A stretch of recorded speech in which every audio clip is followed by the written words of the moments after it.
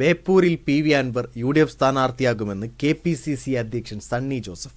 PV Anwar അടുത്ത Beypore MLA ആകുമെന്നും അദ്ദേഹം കോഴിക്കോട് പറഞ്ഞു.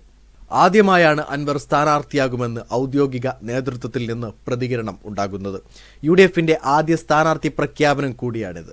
ബേപ്പൂരിൽ സ്ഥാനാർത്ഥിത്വം ഉറപ്പിച്ചെന്ന് PV അൻവർ നേരത്തെ പറഞ്ഞിരുന്നു. ഉറപ്പ് കിട്ടാതെ വെയിൽ കൊള്ളില്ലല്ലോ എന്ന് ഔദ്യോഗിക പ്രഖ്യാപനം നേതൃത്വം നടത്തുമെന്നും അൻവർ വ്യക്തമാക്കിയിരുന്നു. PV അൻവർ മണ്ഡലത്തിൽ അനൗപചാരിക പ്രചാരണം ആരംഭിച്ചിരുന്നു.